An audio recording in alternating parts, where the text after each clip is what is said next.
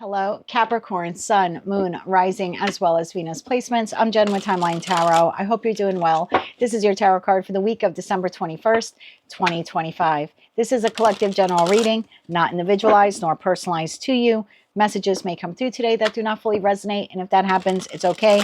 Just means it's someone else's message. So take what fits, how it fits, leave what doesn't. Be sure to check out your other placements. If you're not sure what your other placements are, in the description box is a link where you can obtain your free birth chart. Also in that description box is information on how you can become a time traveler. Also, I want you to keep in mind, this is not what you don't see coming for the week ahead. I already released those readings. Tarot card of the week reading is intended to help all of us move forward in our respective journeys. With all of that said, let's begin. Tapping into the Capricorn collective now for Capricorn, Sun, Moon, Rising, as well as Venus placements. What is the tarot card of the week here for Capricorn? What is the tarot card of the week for them? Let's get one more shuffle here. Thank you. Your tarot card of the week, the Six of Pentacles. What situation, environment, or connection in your life needs balance? At the bottom of the deck, you have the Tower. What needs to break down in your life in order to be rebuilt? Okay. Tell me more about the Six of Pentacles here for the Capricorn collective. For Capricorn, Sun, Moon, Rising, as well as Venus placements. Why is the Six of Pentacles their tarot card of the week? Why is the Six of Pentacles here for Capricorn? One more shuffle here. Thank you. Six of Pentacles, clarified by the Emperor, Queen of Swords, Six of Cups, and the Two of Wands. At the bottom of the deck, you have the Magician, the Page of Swords, and the Three of Pentacles. Let's begin to clarify. Let's clarify this now for Capricorn, please. Sun, Moon, Rising, as well as Venus placements. Clarify the Emperor here.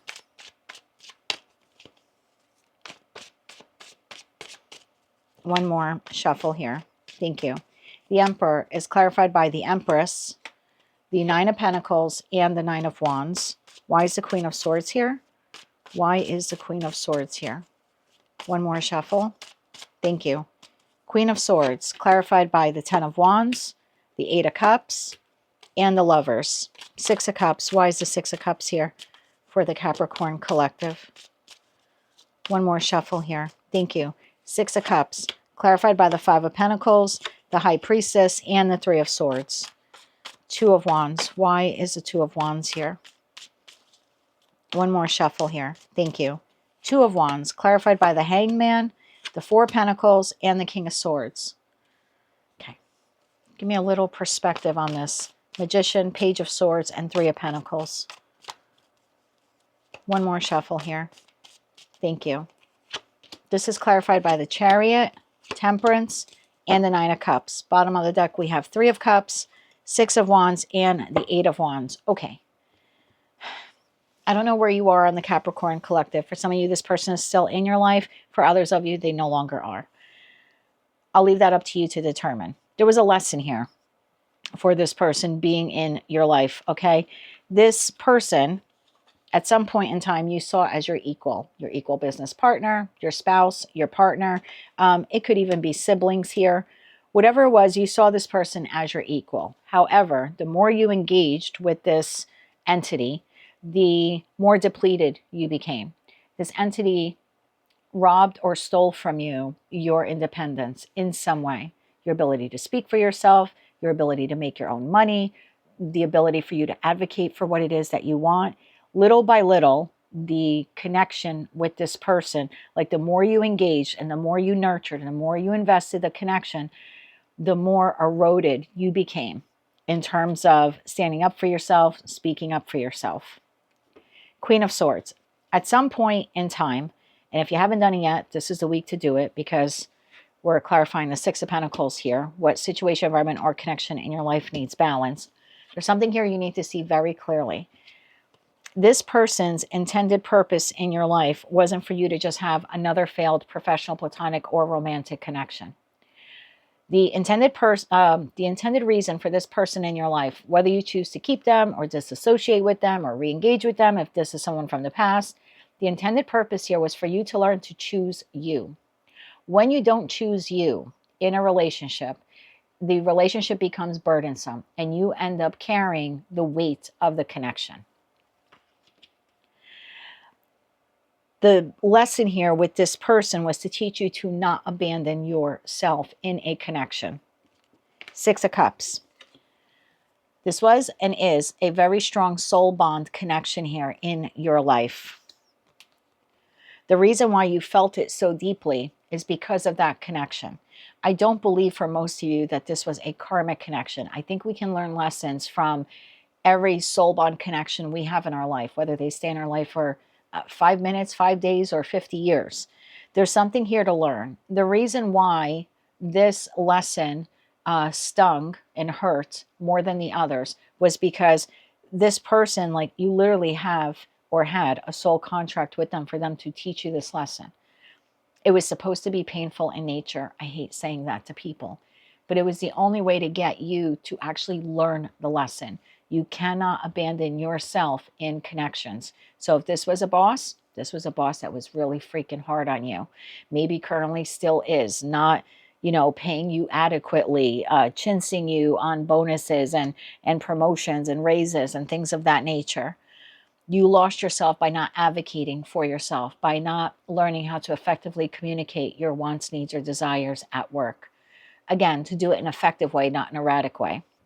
If this is any other partnership, friend, family member, or lover, what they were supposed to teach you was about reciprocity in a connection and how to not abandon yourself and accept less from someone just because they're family, just because they're your parents, just because they're your child, just because they're your spouse, just because they are your significant other.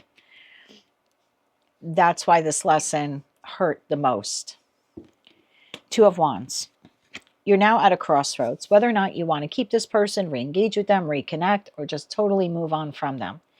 If you don't learn that lesson, you very well could be doomed to repeat it in the future. That's typically how lessons occur for us. So you can do one or two things now. You can learn to be a better communicator for yourself, a better advocate for your wants, needs, or desires, or you can stay stuck and stagnant, blame it all on the other person, and repeat the same cycle. That is the why point that the Capricorn collective is at. It's not so much whether or not you're going to keep the entity, return to them, move forward with them. It's regardless of whether or not you do that, how are you showing up in the future? I don't read body parts, I read energy. Queens for me, all 4 are forged through fire. They exist presently based upon the experience they had in respect to their unique card suit that they oversee. Kings take action towards the future. Queens are the present based upon the past. That's just how I see it. It's not hierarchical. So this is moving forward. You now have a choice, not 2 of Wands. You can stay stuck or stagnant and repeat this same advocacy or communicative issue that you've had. It will yield the same result as this current connection did for you. Or you can choose to be an effective communicator based upon what you learned in this connection. The Magician, the Page of Swords, and the 3 of Pentacles. This is saying you have learned a lot through this collaboration with this entity. You now are armed with all the tools, all 4 aces.